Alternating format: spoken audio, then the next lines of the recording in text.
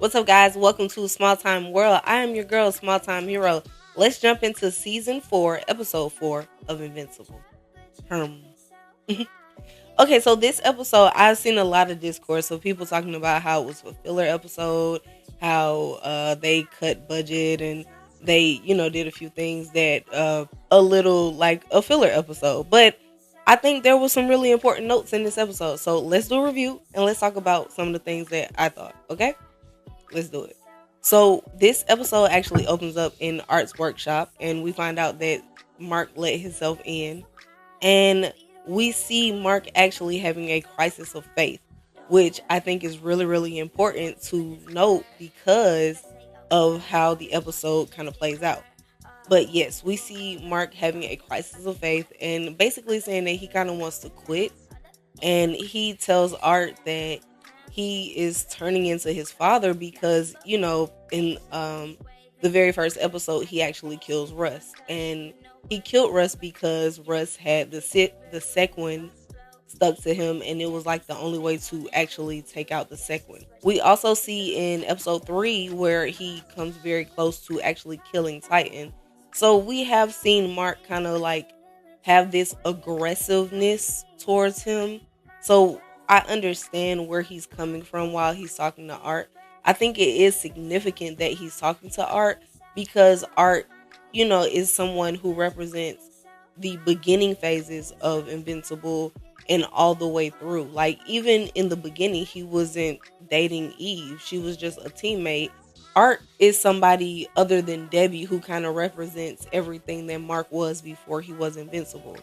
And him talking to Art is extremely significant because Art is the person who saw him when he got his powers and how excited he was, and that person who wanted to change the world. Art does tell Mark that he still sees that in him. He also says that if it was up to him and he was getting ready to hurt a lot of people, he would want for Mark to, take him out, and he would thank him up to the pearly gates as long as, he didn't allow him to hurt anyone. And I think that is really significant in like helping Mark understand that yes, you made a big decision, but I'm glad that you made that decision because we could have a second invasion going on. Like, it could be other consequences to you not making that decision. Art does tell Mark that he redid the black suit, so he also has that waiting for him. But Art also tells Mark something that I thought was really, really significant. He tells Mark that the fact that he feels bad and that he's come there and like basically kind of repenting, like let's just say, kind of repenting, is a very big portion of why he isn't Nolan. Because when Nolan did what Nolan did, he just tried to cover it up. He didn't have a crisis of faith, or he never had a crisis of faith when he had to take someone out. Like, that's just what he did. He understood that was the job, but that also shows that Mark is very different from his father, and he deals with a lot of like parallels to like his dad, and I think that's like a big deal in like who Mark is. All right, so we move forward in the episode. How in the hell did I forget? Eve is pregnant. So I will say I feel like that's kind of why her powers were going haywire. I will say at first I thought it was because she was beat so badly during the last season that her powers, like something broke in her, and so her powers were no longer like able to withstand. But now I kind of feel like no, I think maybe either the baby is getting her powers and so therefore Eve doesn't have them anymore, or the baby is like maybe sustaining off of her powers. I don't know. But I definitely think that the baby, her being pregnant and her not being able to use her powers are connected.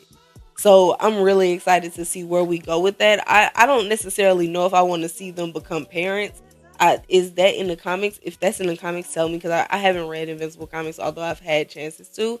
But if that's in the comics, let me know, because I really don't want to see a baby. Like, because we already did the baby thing with Oliver. I don't want to do the baby thing again, because this is going to be a superpowered, dumb superpower baby. Like, because like, what if it's like half Viltrumite, half human, half Eve? powers, like Franklin Richards level whatever superhero. So it's exciting to think about, but I also don't want to see a baby story. I'm sorry. If we can avoid it, but if not, whatever. Okay, so yes, Eve is pregnant, and I do think that that's what's going on with her power. Mark gets a call from Eve telling him that they have a job, and we find out later what that job is, but then we flash to the Underrealm where we see Damien Darkblood. Now, here is where I feel like this isn't filler, but it's, significant because Damien is a character from the, first season. We did not actually see anything progress with him, but I do like the fact that it's a callback to him. I like Damien Darkblood. It's hard to follow, but I do like the character.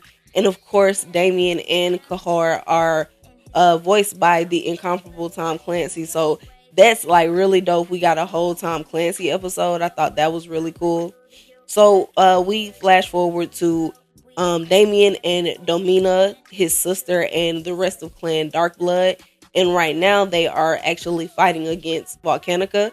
And Volcanikka is exactly what you would think. She's a lava monster type situation, and she is giving them a run for her money. Volcana and her molten men are giving Damien and Domina and Clan Darkblood their ass.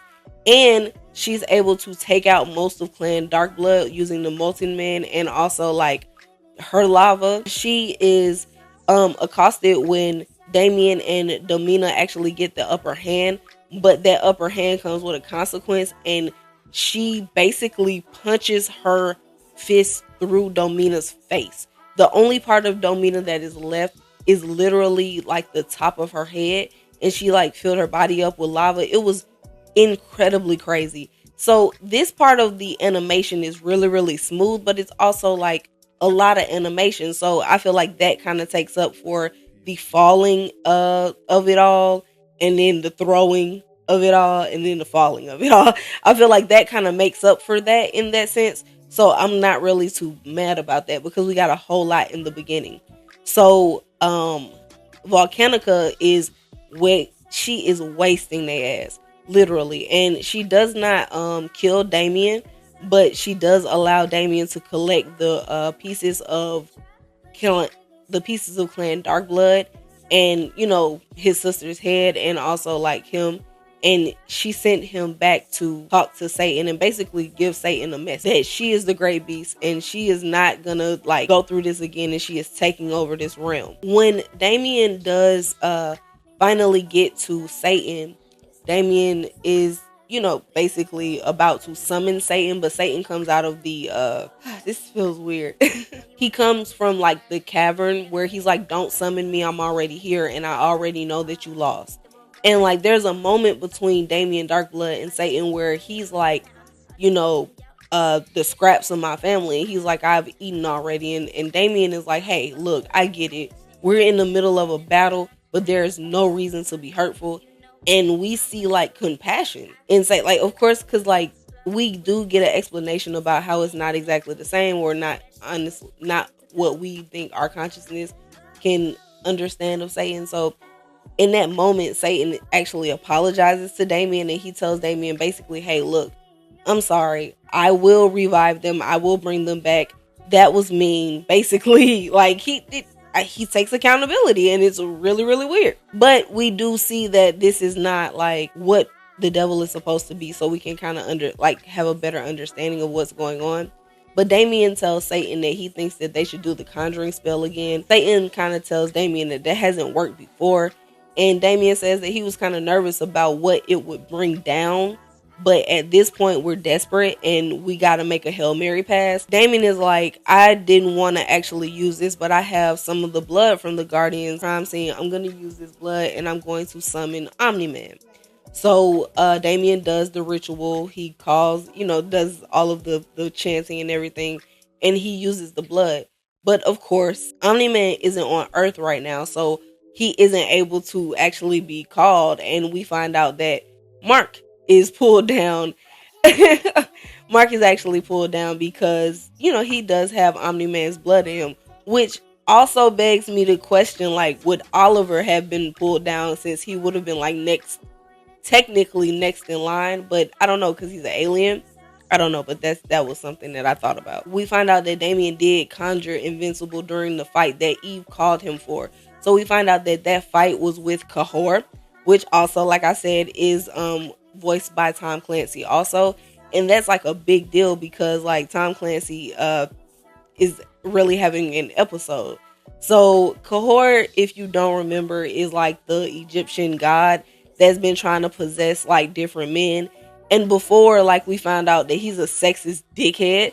So like he hadn't actually been possessing the women, and like women have been like coming there trying to be possessed, and he won't possess them. But Riley, who had actually called Invincible Inc., is still there, and she's like talking to Cahor, and she finds out that the reason why he hasn't been able to leave his tomb is because he does not want to possess a woman, which he's had like multiple chances of doing.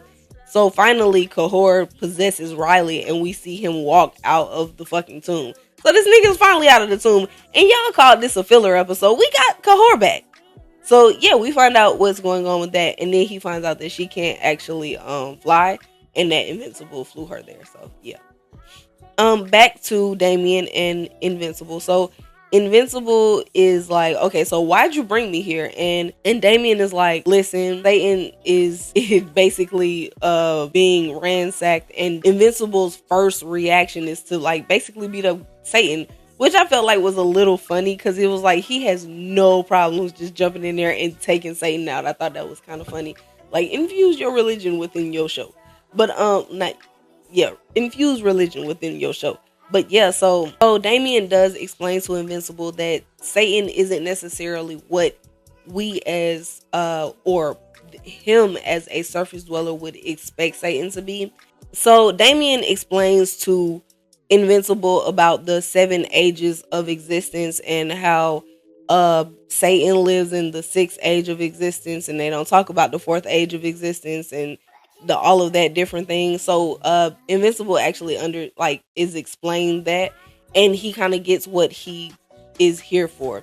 So Damien basically tells Invincible that they need to retrieve Satan's crown, and it's in a hole.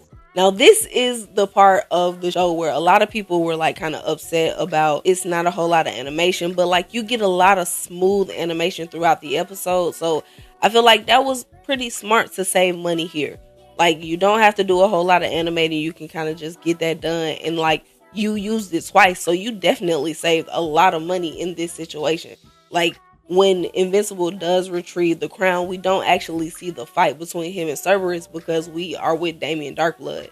And, honestly, this show kind of feels like it was from Damien's point of view because of the way they set it up. So, yes, we do not actually get to see the fight between Cerberus and Invincible, but we do find out that Invincible wins, and he grabs Damien even though Damien was falling. And it is honestly really funny. I thought the moment where they kept having the helmet come on and off, that whole dialogue, I'll put there right here, I thought that was really funny too. Like, it was just moments where it was just like mundane funny things. So I really did enjoy this episode. I do know that the episode has no like comic reference. So I know a lot of people did not care for that portion of it, especially in your comic book shows. But I enjoyed it. I thought it was an original idea, and it hit for me. So yes, back to the episode. So they retrieve Satan's crown, and they give Satan his crown, and Invincible throws it, and Damien is like, no. And I'm thinking like maybe it was like a double cross, or maybe it was like something else. No, he just was like, it's fragile, don't throw it. And I was like, oh my god, this is so funny. So Satan actually is basically reformed into his final form, and it's like really funny because it would be like what you would think, like the horns and everything, but like he was just in this frail like enigma stage before. So Satan is huge, and also like Satan flirted with Mark. Cause like when Mark attacked Satan in the beginning of like in the early part of the episode, and he's like, okay, yeah, I can say Satan now, what's up? And then Satan's like, hey, I like that. I'm into that. I like my women like I like my shirt, wrinkled. I'm into that. I thought that was like really funny. But yeah, Satan goes on his little monologue about being hot and back and all of this shit. Meanwhile, he has not actually like formed everybody from Clan Darkblood back. From Clan Darkblood back, and I'm just like, okay, so what about Damina? Cause she was like, we need her.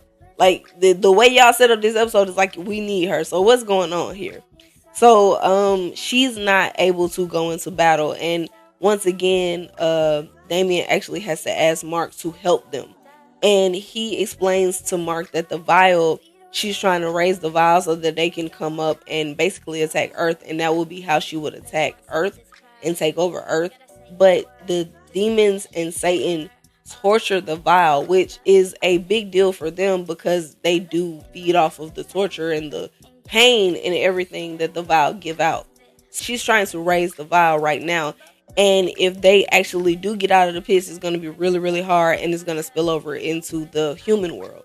So Damien telling Mark all of this makes Mark, of course, like, okay, I'm in, I'm helping. So Mark gets ready with Clan Darkblood and Damien, and they head confront Volcanikka. And Volcanikka is badass. I want to say even the design of Volcanikka is really cool. I really love that. But Volcanikka basically is like, yo, let's go. And so Mark is like, look, I'm going to clear a path through the multi-men, and y'all just go ahead and take her out. And Damien tells Mark basically like, once you take her out, or once, Satan takes her out, then we don't have to worry about the multi-men, they fall with her. And everybody gets their ass handed to her. I'm talking about, she put spikes all through Satan. She moved Clan Darkblood into basically lava monsters, hardened lava monsters, and like they're just frozen. Like, I don't know what to call it. Like, it's not molten lava, it's cool lava. So she turned them into cool lava monsters, and it's a really cool scene. And she is literally giving everybody their ass. Like, this one volcanic bitch is badass, and she is whooping y'all ass. So finally, Mark sees that she's about to go ahead and take out Damien, and Mark jumps into the fight. And of course, he has to fight through the molten men, but he actually confronts Volcanikka, and he punches her fucking head off. He punches her fucking head off, and it's just like, okay, so you was worried. Now, I will say it was interesting because Mark was really worried about the way he handled the Rust situation, and he just kind of went back in and did the exact same thing with Volcanikka because he was not going to let Damien get hurt. But at the same time, she responds, like, comes back, and he's able to, like, session, or like maybe like I would say it. I would liken it more to like one of those rooms you go into where you can bash it. Like, it was one of those situations. And he really was able to take his anger out, and a few times. And after so many times again, your fucking head kicked off, she melts into the lava of, the underworld. And basically, they win because Volcanikka melts down, the multi-men go away and everything. And Mark is like, oh my God, I almost got through a whole freaking mission without having to get a new suit or get my suit. And that's exactly when the vial rises. And one of the vials slashes at him. And of course, he takes it out immediately. But of course, the suit is fucking ruined. So now he has to get it fixed. But I thought that was actually really funny. And you can tell it was very, very cathartic for Mark in those moments. To be able to take that aggression and put it somewhere and not actually have someone hurt. And that's why I feel like this wasn't a filler episode. Of course, by standard rules, it was a filler episode, but it gave us something to see within Mark. It showed us him going through the process, and I feel like that isn't filler. I feel like that's needed because now you can always go back. It's leaves in the vine, Avatar. It meant something, and I think if more filler episodes mean something, I feel like that's a good show. You know what I'm saying? Because you literally can't miss it. We also see Debbie and Paul.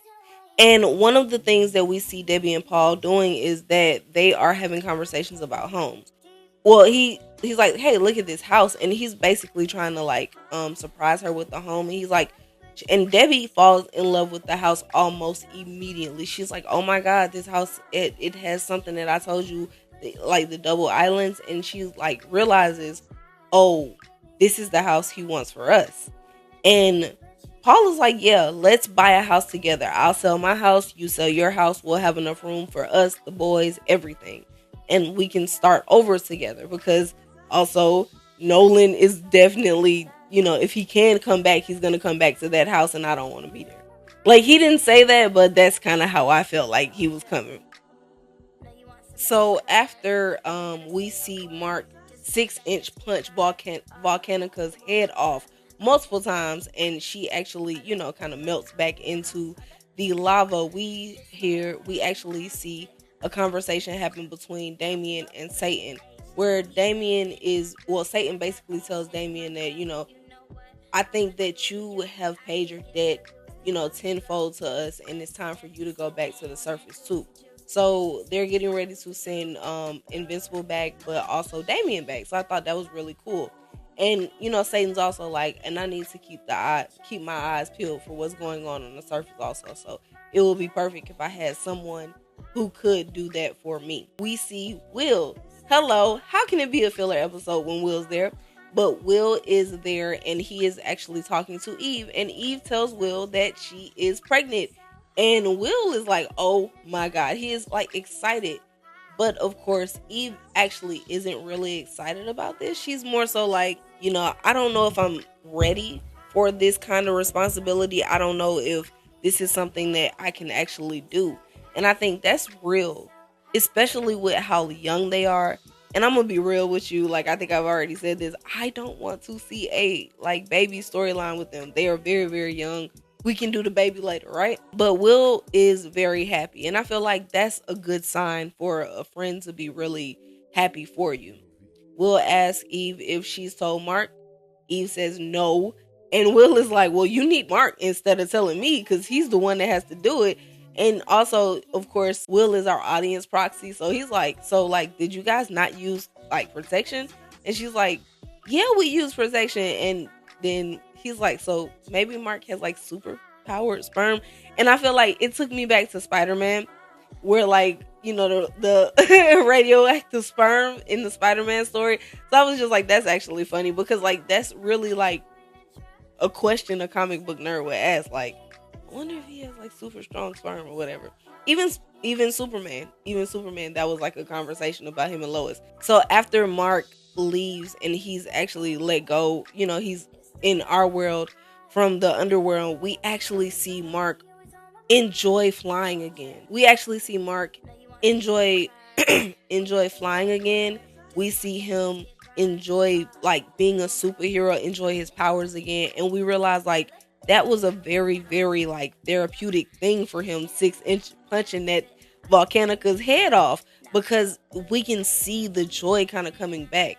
And we talk to him, he talks to Eve, and he's like, no, I'm not okay, but I will be. And this is the first time we've actually heard that from Mark. And so I feel like this episode was very, very important in what we got emotionally and growth as Mark as a character. I feel like this was an important episode for that, because we couldn't just leap into him being like, okay, I'm cool. We had to see how he got there, and it took 6-inch punching Volcanikka's head off, which I'm not mad at. You get it out, you get it, raise room, whatever. So we flash forward to Debbie being in the house, and she is looking at her old memories. She's remembering where she marked Mark's hide at, and Oliver's hide, and when Oliver came into the house, and all of the memories that she's going to give up when she gives this house up. But you can almost say Debbie letting go of her home is her closing the last chapter of her and Nolan. Because it's really truly the last portion of that relationship that they have. So once she steps away from that, there is no more her and Nolan. And I feel like that's really important, because it moves Debbie's character forward from, and especially with Paul. But of course, there's gonna be something. We don't know yet, but there's going to actually be something. So there we see like her actually talk to Mark and Oliver, and she tells them we're gonna sell the house. And like Mark initially seems like upset because he's like, "Are you kidding me?" But like almost immediately he comes around, and because Mark comes around almost immediately, Oliver's like, "Okay, fine, cool." And I think that Oliver is our audience proxy right there, where he's like, I mean, Paul's nice, I guess, but he's boring. Like Paul's boring, but he's nice. Like, and I feel like that's us as an audience being like, I mean, Paul is cool. He boring, but we like that he treats her well. Like he loves her, and they love each other. But he's great for Debbie. He's great for Debbie. So we love Paul, right?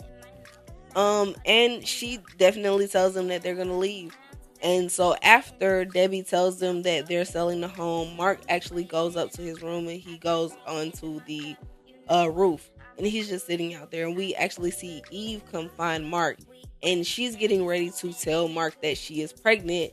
And like, she asks him, and he tells her that his mom is selling the house and they're moving in with Paul and things like that. And right before she can actually tell Mark that she's having a baby, or they're having a baby, or that she is pregnant, we see Nolan and freaking Alan in the sky telling Mark, we need him. It's of grave importance. War is upon us. And it's the end of the episode. Well, actually, it's not the end of the episode. We also get a second end of the episode where we actually see Damien climbing a building in the city, and we actually hear Satan talk to Damien. And what I thought was interesting was like he was in so much pain talking to Satan, and I guess my question was like, is that normal? Is he always in pain when he communicates like throughout the realms? Like, it was just weird and very ominous. So I feel like we got to put a pin on that and watch that throughout the whole like show, because we know we're gonna get more seasons, so we gotta kind of watch that. But overall, I think the episode was really good. I think we got some crazy things happen, but I do think that it was better than most filler episodes. I thought that they took a few shortcuts with the animation, but the story itself smoothens out. I feel like if filler episodes help tell the story better, then it shouldn't be considered a filler episode. It's just portions of the story that don't have as much action, which this episode had a lot of action in it. So I don't even know if that is considered a filler episode. I keep hearing people say it, but I feel like we had some significant moments in this episode with some significant characters that we hadn't actually seen in a while. Like, I mean, where's Will been, So like, to see Will, to see Eve, and it's really interesting that it was Eve and Will and not Will and Mark.